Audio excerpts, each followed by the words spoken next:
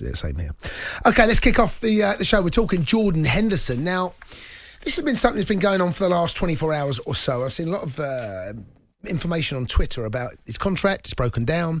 I don't quite know where to stand on this right now, because you wonder whether the agent has put something in there to talk, so people talk about it like we are right now, or whether there is something a bit more genuine about this. Because it's that when you get to a certain age as a player and you've got a certain length on your contract and you want a little bit more, there's so many different nuances to it. It's not like when you're 23 or 24, because you sign that contract, you know that you're going to be 27, 28, however long that contract is.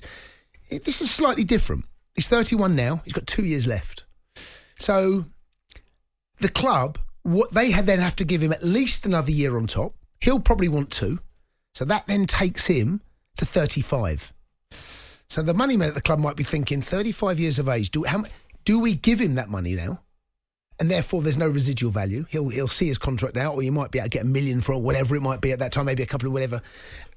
I just wonder where Jurgen fits in with this as well. He won't want to lose it. The Liverpool fans won't want to. He won't want to go. But it's one of those. There's a lot to this story. It's not quite. It seems to be. You said residual value, didn't you? And like the money men now is quite rightly at players of a certain age, and if they're your top players and star players, when they get into the last 2 years of their contract, you don't want to get into the last season because they become the powerful ones. You can't ask for the transfer fee that you want for them. Exactly. So then the chief executives and the money men will say, if they won't sign a new contract and they've only got 2 seasons to go, then we've got to sell them because we get the maximum value we can. 100%. Arsenal, for instance, with Sanchez, where they'd let his contract, which was ridiculous, and Sanchez, they let his contract run down, and he was probably worth 50 million quid, and he ends up going, and any other job you're in, the chief executive will get the sack. If you let an asset go from, absolutely right, from 50 million to nothing, right, you get the sack. But with Jordan Henderson, when you look at it, this is different. I think this goes into a different criteria because he's 31, right? He's been there 10 seasons. I didn't realise, you think, how much they buy him for? It was reported it could be anything from 16 to 20 million with add-ons. Now, you think about that value now, that is nothing. At the time, it was decent money. But for the length of time that he's been at Liverpool, and what he's done, the service that he's given, he had the shadow of Steven Gerrard, everybody, and he had a bit of stick from Liverpool fans trying to win them over. Then they realised what a good player he was. And the last of the old school leaders, Liverpool, they've got Virgil van Dijk, they've got him, they've got James Milner, so they've got old school leaders there. And I look at Jordan Henderson. If there's a player that even if he didn't sign, you just think, do you know what, we'll have him for 2 years. We'll keep him for 2 years. If he doesn't want to sign, great. Your attitude's going to be spot on. You know. So you're saying, let him run his contract? Just let him run, because you've had him for 12 seasons, and he's cost you. But that's one way of looking at it. But we know that businessmen that run companies, how much? They'll look at it. They'll have that in mind. But the most important thing they'll have now is, what if we can't sell him in 2 years? What value are we going to get out of him now between that time? Right. I'm not disagreeing with you, but I'm saying what they will say. How much is it going to cost you to go and get a Jordan Henderson replacement, right? And there's not those naturally. I look at the Liverpool's midfield: Fabinho, Thiago Milner, Keita, Oxlade-Chamberlain and Curtis Jones. Now, all decent players. They like to play the 3, didn't they? The 4-3-3. Liverpool aren't the same dynamic in midfield without Jordan Henderson ordering everybody around. Yeah. So, and I looked at it as well, I didn't realise, obviously he's won the Champions League, he's won Premier League, first time we've won it for 30 seasons, and he was integral part, obviously, of that winning mentality. So, even if you're the money man and Jurgen Klopp's speaking to him, and he's, for what he gives you, you just go, right, we've had him for 12 years. Yeah. What he's done for the dressing room, what he's done for the football club, 290 Premier League games he's played. So you're looking at 29, 30 games a season, right? He's had a few injuries, which players are going to have. He's 30. How much would you get for him at 31? And also, it's been talked about in the papers that Atletico Madrid might want him, or PSG. Yeah. At his age, do you think he's going to want to go and play? I don't know. In another country? I don't know. I don't know the answer to that question. PSG, maybe. My guess is that he would want to stay at Liverpool. That would be my guess, because why would you want to leave a club where Liverpool are right now? A couple of questions for you. I happen to think that Henderson is underrated. I think that he has proven his worth for the reasons you just outlined there. I'll give you a stat which people won't know, right? Go on. Most people won't know. He is second on the list of all-time passes completed in the Premier League. He's second, right? Gareth Barry is top because of the longevity of his career. Yeah. 20,616. Henderson is next. He's above Cesc Fabregas, Michael Carrick, and David Silva. So, as you said about his passing, gives you some idea. Exactly. But I happen to think he is underrated. Now, it took him maybe a while for Liverpool fans to really take him to their hearts because he had big boots to fill. Steven Gerrard, we're talking about one of the finest midfielders this country's ever produced in any generation. Yeah. So it's hard to come in and take that armband and be a... No one's going to come in. He's not a better player than Steven Gerrard. But he wasn't even a similar... Though they played centre midfield, Steven Gerrard was a passer. He get himself into the box. Yeah, he was a bit. But first, Jordan Henderson was the runner, wasn't he? He'd like close people down. He still does it. He still does it. Yeah. But then his passing range and his passing got better and better and better. And it shows you his mental strength because he had to win over Liverpool fans in the first couple of seasons. They weren't really sure about him. And then when they saw that he could drop in and hit 30, and also as well, I found it not just with Liverpool but also England. You missed him. There were moments in games and certainly in seasons where you looked and think you can see England actually missed him. Yeah, I think there were games that in the build-up.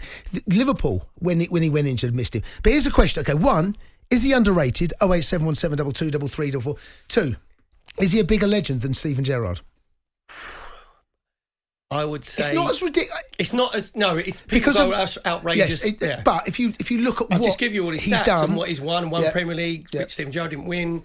Obviously won Champions League. Although Steven Gerrard probably in the final won that one on his own. With Liverpool saying he dragged them by the scruff neck. But that's what Jordan Henderson could do for Liverpool as well. I think personally he's probably an all-time legend. But I think Steven Gerrard is up there with the Kenny Dalglish's. There's different brackets of legends. Do you know what I mean? So I think he's up there.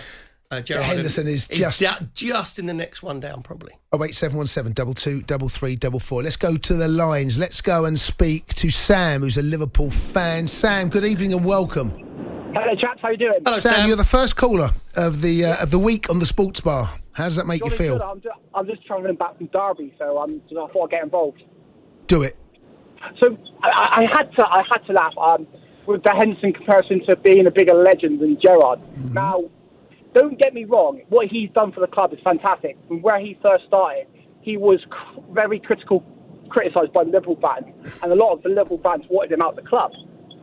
But for what you can't compare, you just simply can't compare him to Gerrard. They played in completely different teams. Look at the team Henderson's got around him compared to what Gerrard had. Okay. But we're not saying, Sam, we're not saying a better player. No. We're saying a bigger legend in terms of what they've done. And what they've for the club, for the club, not a better player. For me, it's a simple answer. No, he's not a better player than Steven Gerrard. It's not even close. But think about what the question is. But what do you class as a legend then? It's your team. I'm just saying. I would never put him in the same boat as Gerrard. Not on a country mile. I like him as a player. Don't get me wrong. I think he's fantastic, and it's not just what he does on the pitch. It's what he's also very vocal, and you can notice that in both England and Liverpool games. But Gerrard, he would pick that Liverpool team up from the death and win us games single-handedly. Don't you think that without Henderson doing it single-handedly, but he can make other players lift themselves? They're very similar in that respect, aren't they? Where Henderson has the influence around everybody around him. What I will give Henderson credit for, though, is where he joined the club to where he is now. It's just astronomical. He's come on leaps and bounds, and under the pressure of having to fill Gerrard's boots, I think he should be very proud of himself. He's got mental strength. He's got unbelievable. Because he was, as you said, he was under pressure that first two and a half seasons. Absolutely. Do you think he's underrated, Sam? I think he's highly underrated. Highly underrated. Yeah. I think when his presence on the pitch alone, let alone what he does with the ball, is massive. He constantly speaks to every single player. You watch him, he is constantly talking, yelling at players what to do. And it makes a huge difference to especially the young players on the pitch. Sam, appreciate the call. Get yourself home safe and sound. 08717 223344. Jordan Henderson is the topic. Love to hear from Liverpool fans. And also, are there any other fans out there of any other clubs that would take Jordan Henderson? You know, I'm not talking Man United here, but we're talking about another Premier League club. Arsenal fans, would they have Steve? Would they have West Ham? We've got Rice. Or you say Rice has gone? Is that what? No. If Rice went, or would West Ham have him anyway? 08717 Arsenal win a 223 444. Wouldn't Absolutely. I know you said I said about Saka. Yeah. I'll caveat on that. I think Thomas Partey is going to be the one that we can't afford to lose. I have to say, didn't perform the way I've seen him perform with Atleti. He's a monster. He can be. He couldn't get to grips with the. And also, he had Arsenal a tricky season. Yeah, no, but he couldn't get to grips with the pace of the Premier League and the intensity, not the physicality. It was the intensity. His body let him down. Seen him in pre-season. He looks like he's a different shape. Back. Exactly, yeah. So he could be huge. You are listening to the Sports Way on talkSPORT with Bet365, connecting sport fans across the globe to every game that matters. 18 plus, begambleaware.org. You are listening to the Sports Bar, Perry Groves and Jason Cundy, taking you up to 1 a.m. The Sports Bar with Andy Goldstein and Jason Cundy. Monday to Thursday night from 10 on AM, on DAB, via the talkSPORT app and on your smart speaker. talkSPORT.